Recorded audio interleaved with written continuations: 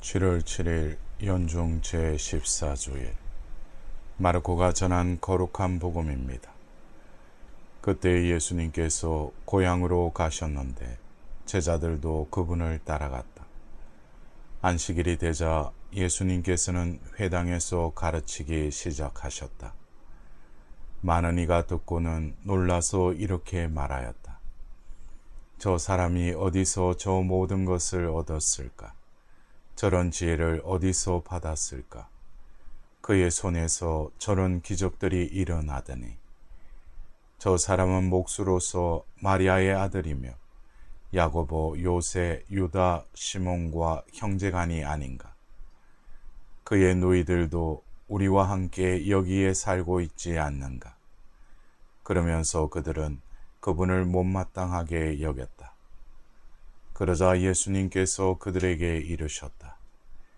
예언자는 어디에서나 존경받지만 고향과 친척과 집안에서만은 존경받지 못한다. 그리하여 예수님께서는 그곳에서 몇몇 병자에게 손을 얹어서 병을 고쳐주시는 것밖에는 아무런 기적도 일으키실 수 없었다. 그리고 그들이 믿지 않는 것에 놀라셨다. 예수님께서는 여러 마을을 두루 돌아다니며 가르치셨다. 사랑하는 형제자매 여러분, 오늘은 연중 제14주일입니다. 오늘 복음에서는 예수님께서 고향을 방문하신 사건을 전합니다. 그런데 고향 사람들은 예수님을 못마땅하게 여기고 예수님은 그들의 반응을 의아해 하십니다. 안타까운 상황입니다. 마르코 복음서에는 사람들이 예수님을 이해하지 못하는 상황을 자주 전합니다. 병자를 고치시고 악령을 쫓으시는 예수님의 능력을 보고 많은 사람이 놀랍니다. 그러나 예수님의 신원, 즉 그분이 누구신지에 대해서 사람들은 모르거나 오해합니다. 예수님을 적대시했던 바리사이나 율법학자들은 물론 가르침을 받은 제자들 역시 예수님이 누구신지 알지 못했습니다. 예수님의 친척들도 예수님을 이해하지 못하였고 오늘 복음에서 들었듯이 예수님의 고향 사람들도 예수님의 능력에는 놀라워하면서도 정작 예수님이 누구이신지는 알아보지 못합니다. 게다가 당신의 신원을 제대로 고백하는 경우에 예수님께서는 한구령을 내리십니다. 왜 예수님의 고향 사람들은 예수님을 오해하고 거부했을까요? 혹시 우리도 나자렛 사람들처럼 예수님을 오해하고 있지는 않을까요? 그들은 예수님의 말씀과 행적에 대해 저 사람이 어디서 저 모든 것을 얻었을까? 저런 지혜를 어디서 받았을까?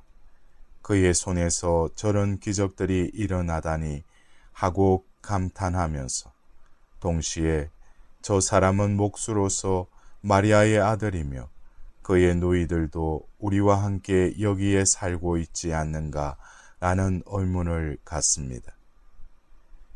예수님의 말씀과 행적에는 감탄하고 예수님이 누구이신지에 대해 오해하고 거부하는 모순을 보입니다. 예수님을 직접 만나고서도 자기들이 알고 있던 지식과 자신들이 살아온 경험에 비추어 판단한 결과입니다. 자기 방식대로의 판단이 신앙의 가장 큰 걸림돌입니다. 내가 안다고 자만하는 순간 주님의 가르침은 생명력을 잃어버리고 내 판단을 우선하는 곳에 주님의 말씀은 들리지 않습니다. 자기가 중심이 되어 주인 자리를 차지하고 있는 곳에 주님이 들어설 자리는 없기 때문입니다. 나를 주장하는 한 믿음은 공연불이 되고 주님은 우리를 떠나십니다. 과연 예수님은 누구셨을까요? 왜 당신을 오해하는 이들에게 예수님은 명료하게 당신이 누구이신지 알려주지 않았을까요? 참으로 이 사람은 하느님의 아드님이셨다 라고 예수님의 십자가상 죽음을 보며 백부장이 토로한 고백입니다. 이 고백이 예수님의 본래 신언이기도 합니다.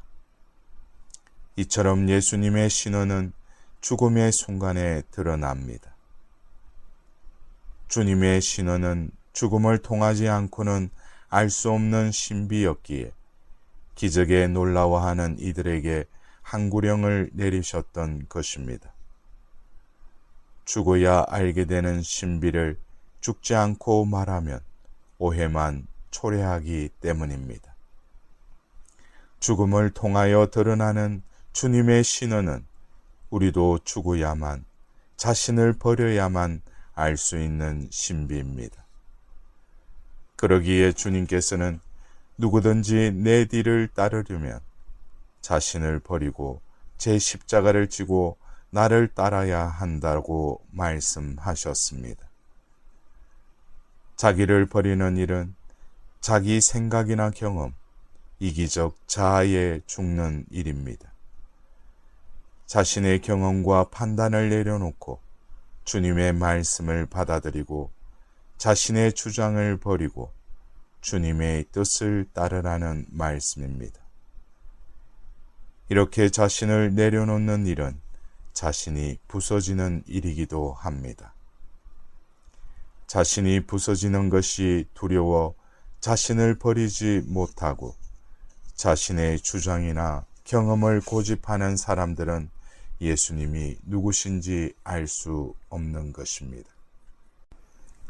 세상살이에서는 자신이 부서지면 파멸에 이르지만 신앙생활에서는 자신이 부서져서 약하게 되어야만 하나님께서 우리 안에 일하십니다.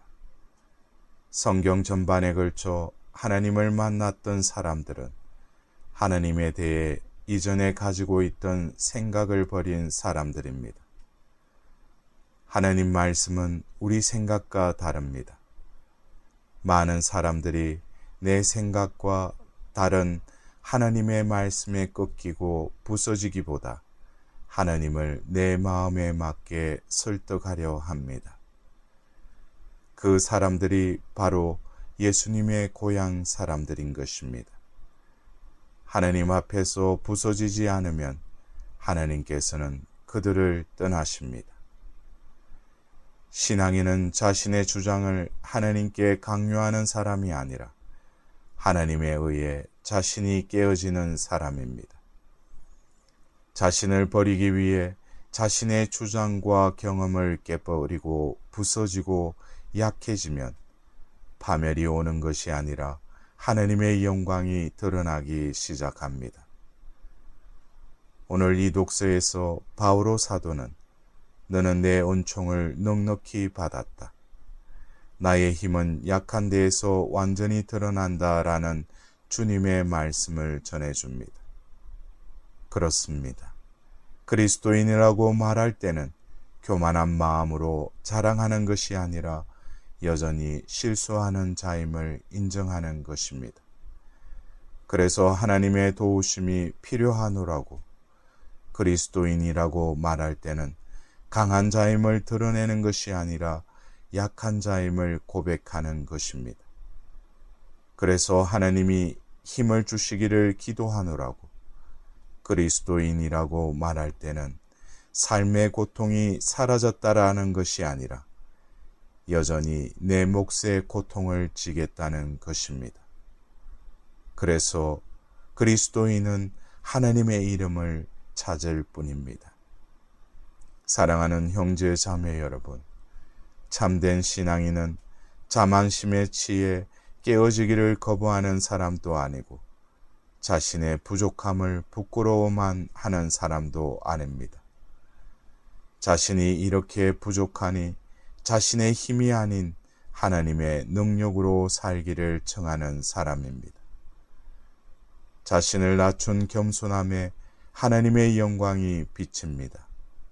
이를 체험한 바오로 사도는 나는 그리스도의 힘이 나에게 머무를 수 있도록 더없이 기쁘게 나의 약점을 자랑하렵니다.